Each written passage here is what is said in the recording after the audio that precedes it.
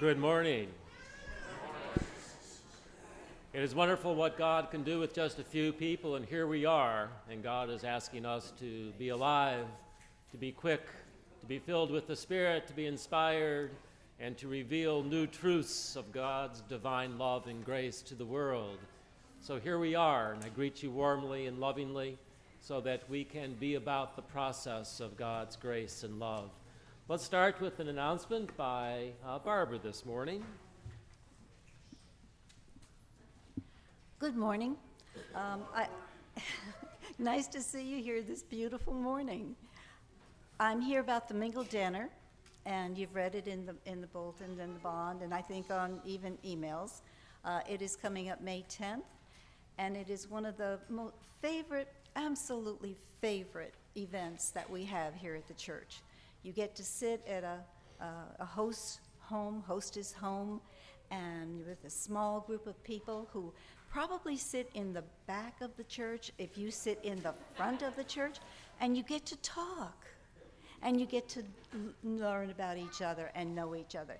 So if you would like to fill this out and just drop it in the basket that is in the narthex, we would appreciate it. And then we'll get back with you, and we'll talk to the host or hostesses and let you know the number of people and who will be coming. All right, thank you. Speaking about favorite events, yesterday was the annual plant sale, and my goodness, how many people were working at that plant sale, and objects and plants and flowers that were there in abundance. So on behalf of the organizers of that, thank you so much for all the incredible work and the plants that you did. In the fellowship hall, when you go in for coffee and crumpets, there are a few objects there that perhaps you would like to take with you from that plant sale. But what a great event, so thank you, all of you, for that. Our flowers today are from the yard of Betty Lovell, and we give thanks to her for the beautiful flowers that we also have. Our opportunities for faith enrichment, the white insert is chock full of information today. Youth group, you are meeting at a different time today. You'll observe that. And this Wednesday, we're having another men's luncheon. It is at noon at Wednesday at Apollo Restaurant, David Hughes's restaurant right downtown. And all men are invited to that. It's probably about a $10 luncheon for whatever David offers, a time for fellowship and just gathering. And I hope to see you. Well, I won't see you there, but I hope that you are there. And there's a lot of other things. Barbara's talked about the mingle dinner. This is our year for the Vacation Bible School. We're starting to get that organized and working on that. We're looking at either the first or second week in June, but we do need to have people helping out, volunteering for that endeavor. So if you are interested, either tell me directly or just let the church office know, and we will get going on that. So without any further ado, we welcome you warmly this day, and let's begin with our choir who will bring us together.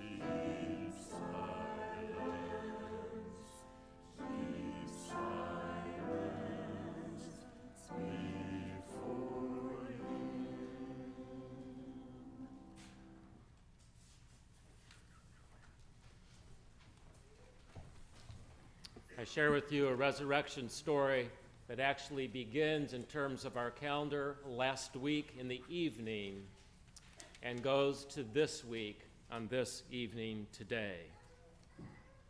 When it was evening on that day, the first day of the week, and the doors of the house where the disciples had met were locked for fear of the Jewish authorities, Jesus came and stood among them, and he said, "Peace be with you." After he said this, he showed him his hands and his sides, and then the disciples rejoiced. Jesus said to them again, "Peace be with you. As the Father has sent me, so I send you." When he said this, he breathed on them and said, "Receive the Holy Spirit. If you forgive the sins of any, they are forgiven. If you retain the sins of any, they are not forgiven." But Thomas, who is called the twin, one of the apostles, was not with them when Jesus came. So the other disciples told him, "We have seen the Lord." But he said to them, "Unless I see the marks of the nails in his hands and the hole from the spear thrust in his side, I will not believe." A week later, the disciples were once again in that same room, and this time Thomas was with them. And although the doors were locked, Jesus suddenly appeared amongst